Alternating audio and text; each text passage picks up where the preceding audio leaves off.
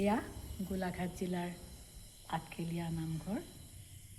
এই নামঘৰটো 1681 চনত আহোম ৰজা গদাধৰ সিংহই প্ৰতিষ্ঠা কৰিছিল বুলি জনা যায়।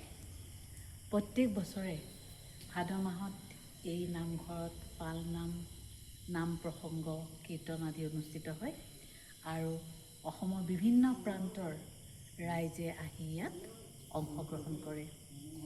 এয়া মহাপুৰুষ শ্ৰীমন্ত শংকৰ মাধৱৰ বৈষ্ণৱ ধৰ্ম সংৰক্ষণ কৰাৰ এক তীৰ্থস্থান ৰূপে পৰিচিত হৈছে এই আঠখেলীয়া নামঘৰ।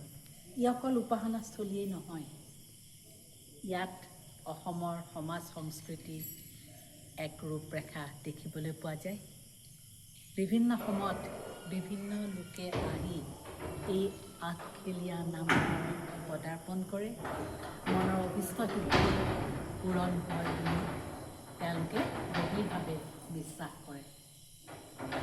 গতিকে এই আঠখেলীয়া নামঘৰ বৈষ্ণৱ ধৰ্মৰ এক তীৰ্থস্থান আৰু শংকৰ মাধৱৰ যি ধৰ্মীয় বিশ্বাস, যি ধৰ্মীয় দৰ্শন, সেই দৰ্শন যেন এই নামঘৰত প্ৰতিফলিত হৈ পৰিছে।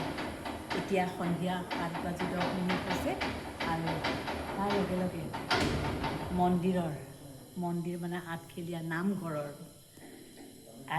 নামঘৰৰ মূল দুৱাৰ এতিয়া বন্ধ হৈ যাব এই 7 বজাৰ পিছতে।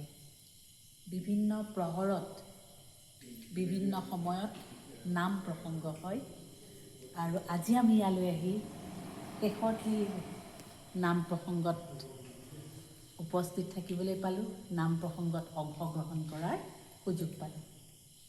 এইফালে চাব, এখেতে ইয়াত নাম প্ৰসংগ কৰিছিলে, আমি তেখেতে গোৱা নাম শুনিলোঁ আৰু লগতে উপকৃত হ'লোঁ। আঠখেলীয়া নামঘৰে বৈষ্ণৱ সংস্কৃতিৰ জয়যাত্ৰা অব্যাহত ৰাখক।